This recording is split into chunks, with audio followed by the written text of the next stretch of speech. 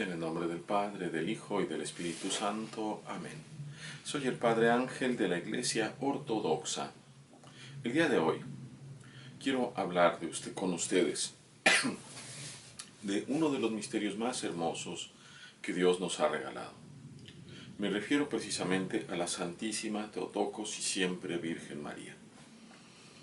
Estoy convencido que ella es el cimiento para poder acercarme a los hermanos que son romanos e inclusive a aquellos hermanos que son cristianos y que por costumbre la rechazan de una manera como para diferenciarse de los romanos. Los cristianos rechazan a la Santísima Madre de Dios. Siendo así que su fundador, el reverendo padre Martín Lutero, escribió una apología de la Santísima Teotocos y Siempre Virgen María muy bella. Sin embargo, por ignorancia, creo yo, los pastores modernos han caído en rechazar y hablar mal de la Madre de Dios. Ya tenemos varios problemas y quisiera partir de algo muy sencillo, de la señal de la cruz. Entiendo y conozco perfectamente que en la Iglesia romana no hay rúbrica, es decir, no hay un estatuto estipulado de cómo deben de hacer su señal de la cruz. Y algunas personas hacen algo así. Y con eso se supone que se santiguan.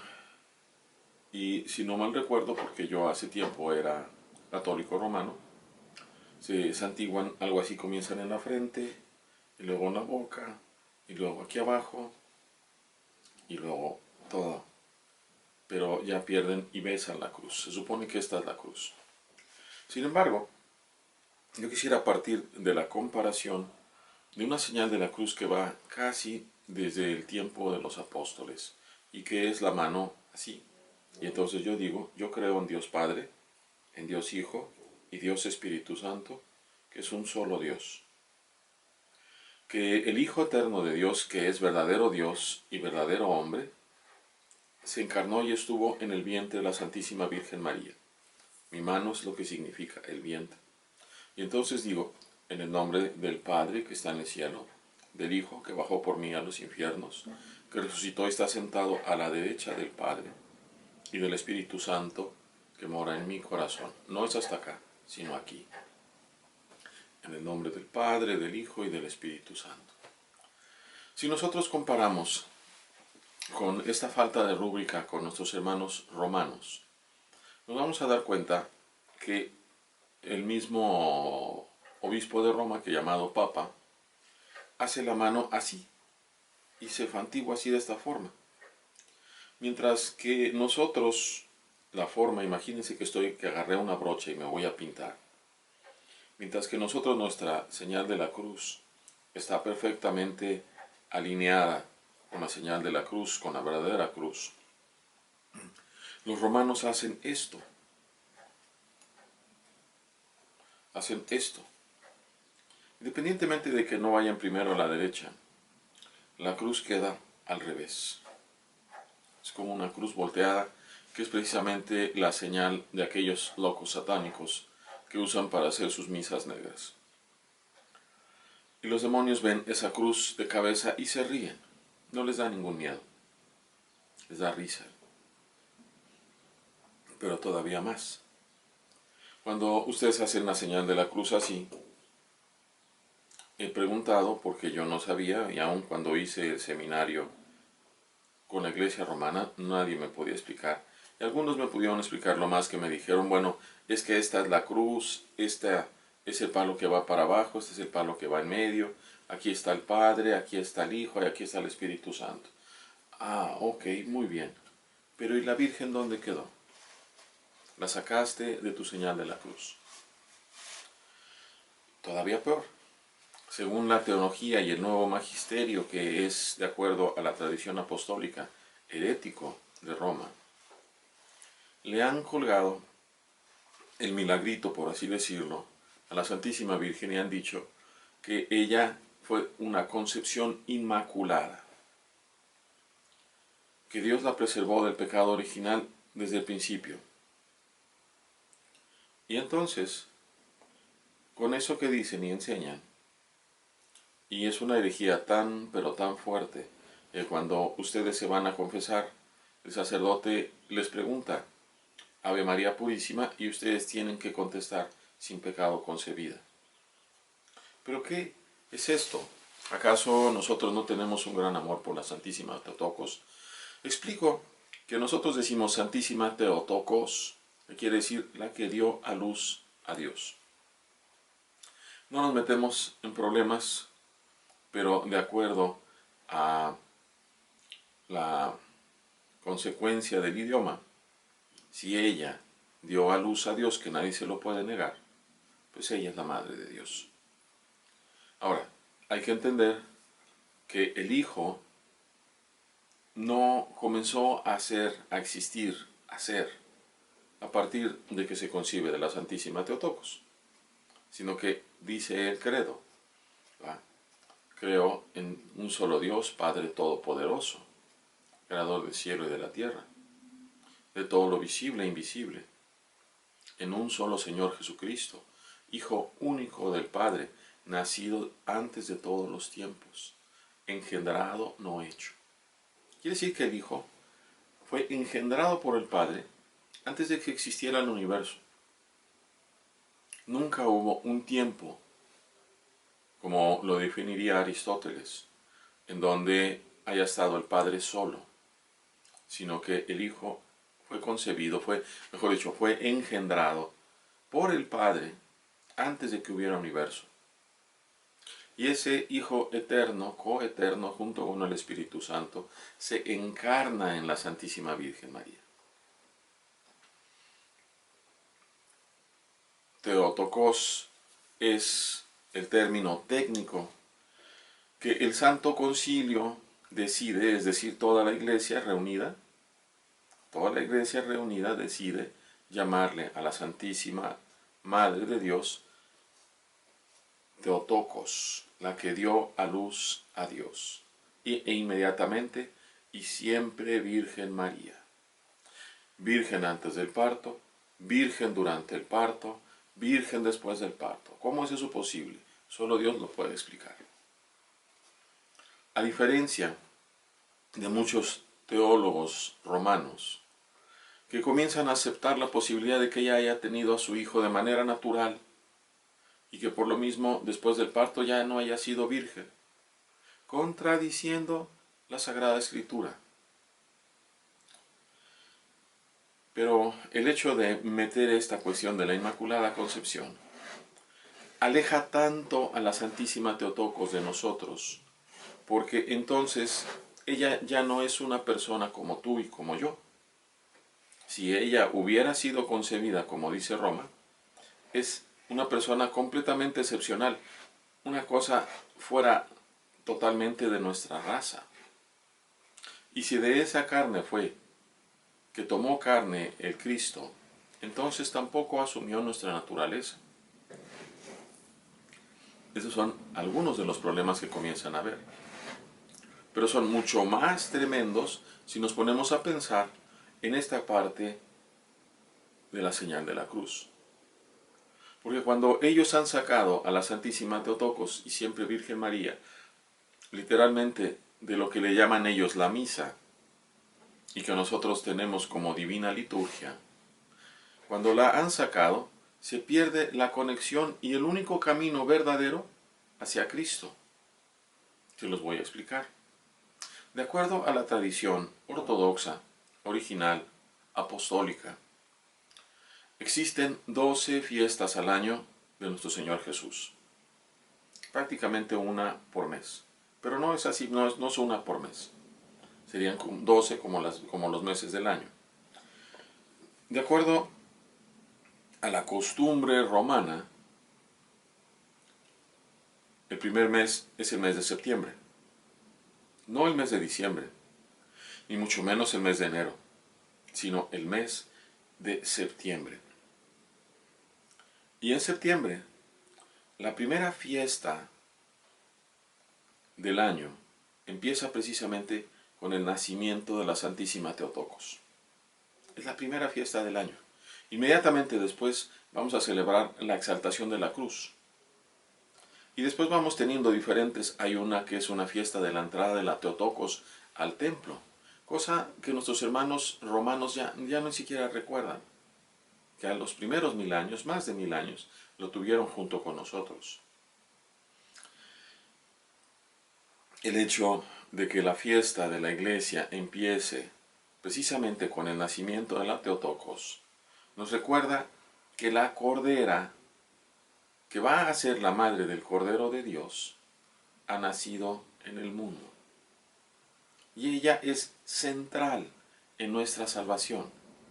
No es corredentora, como le dicen algunos otros desvelados y trasnochados romanos.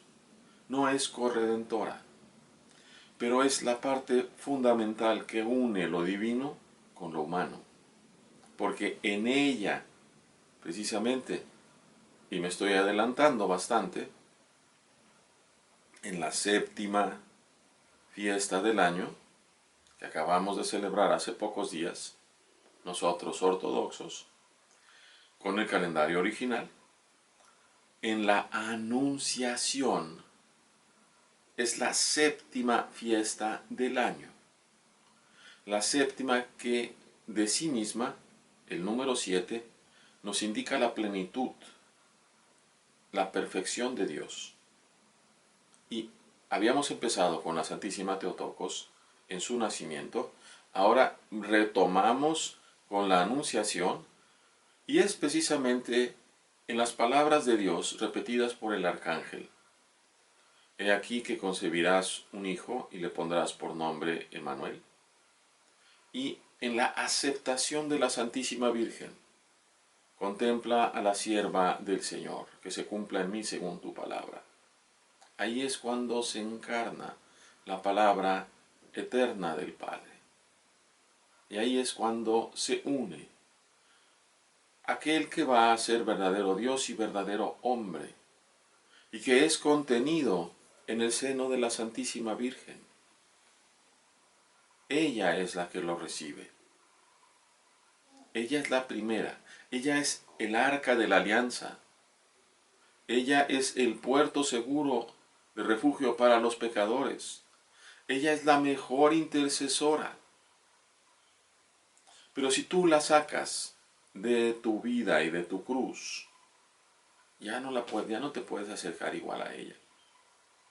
¿Qué sucede cuando piadosamente tanta gente que busca a Dios de verdad hace el rosario? ¿Qué sucede con eso?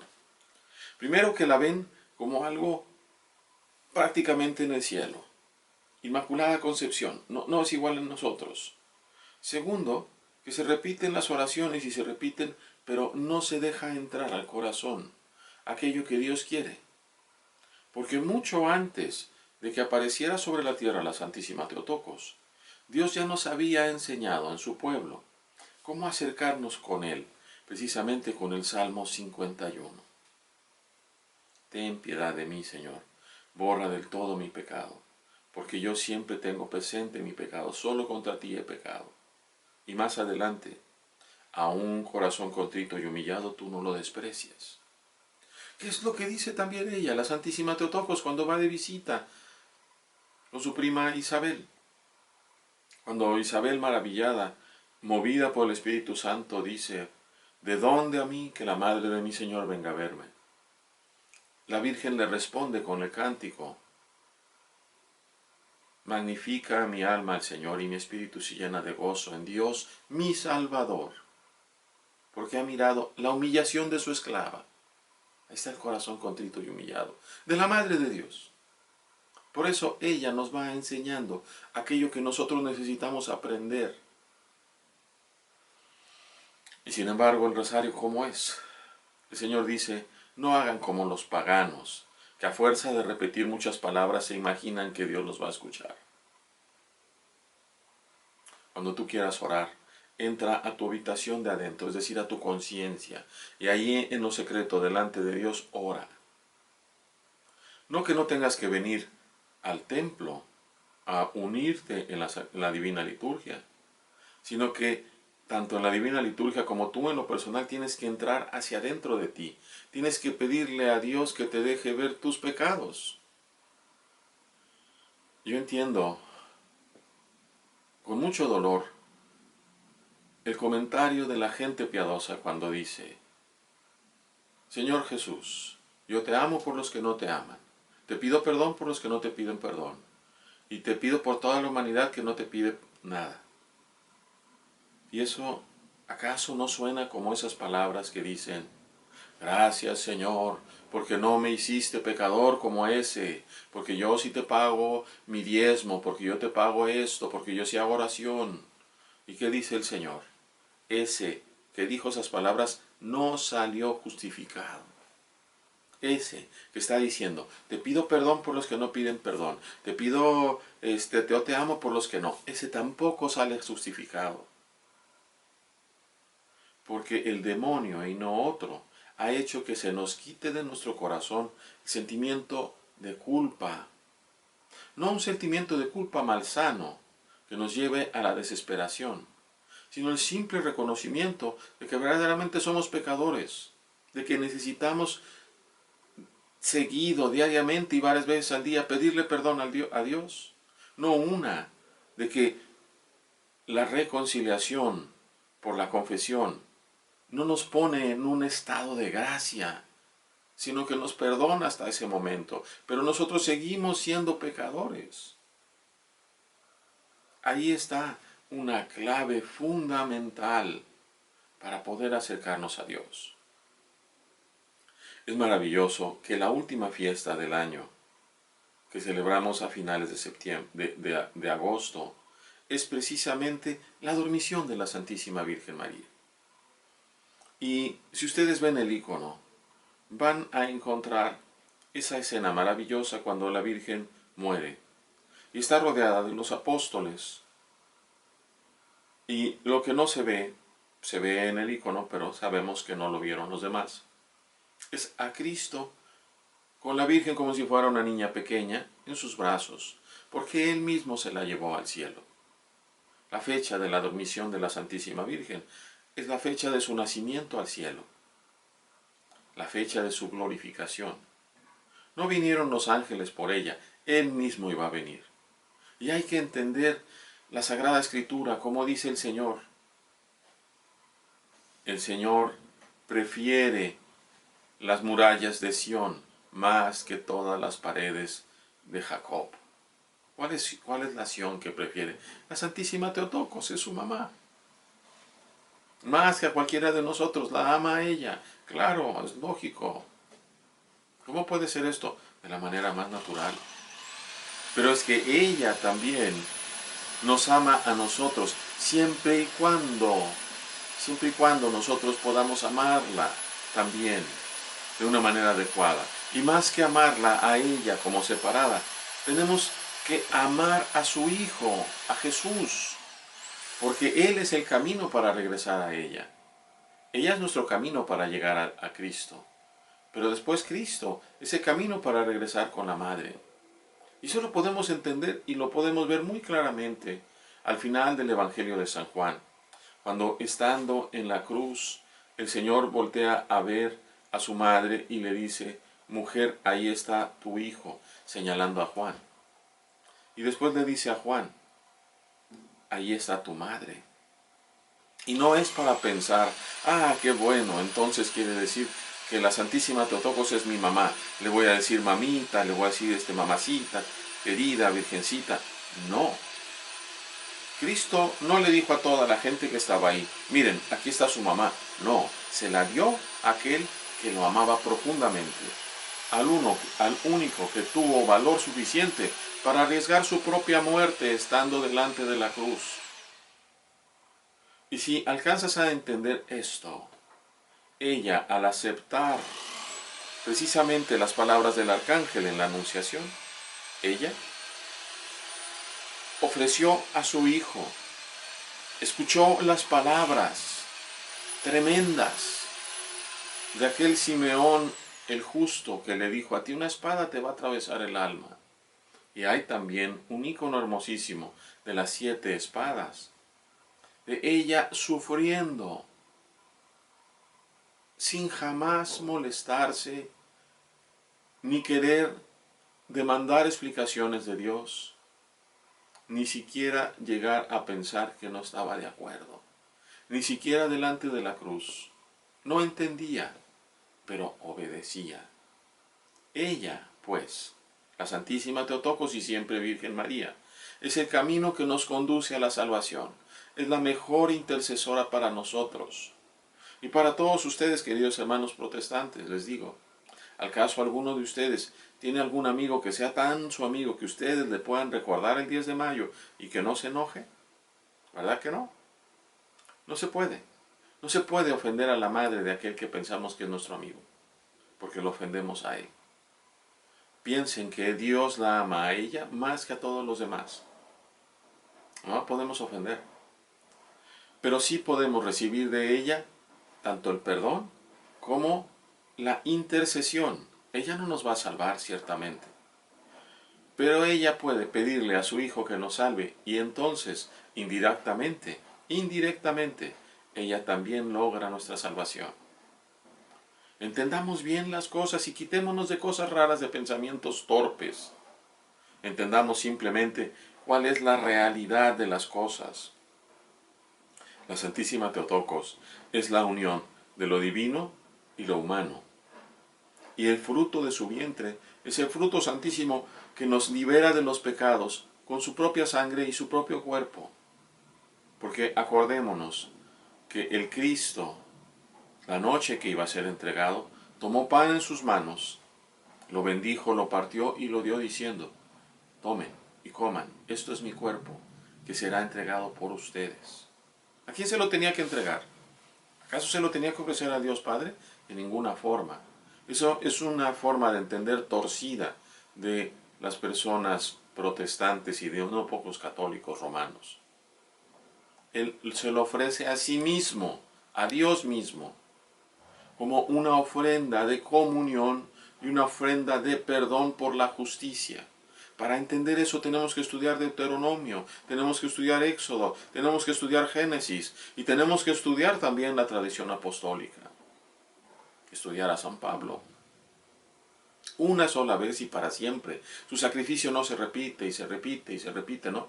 Simplemente lo hacemos presente. Hacemos presente de manera infinita en cuanto a su tiempo, porque no hay tiempo en Dios, lo hacemos presente. Tomó el cáliz del vino mezclado con agua, a partes iguales, como lo dice también el Evangelio de San Juan. Un soldado le atravesó el costado y de inmediato salió sangre y agua, ¿no? Dice, salió mucha sangre y un poquito de agua.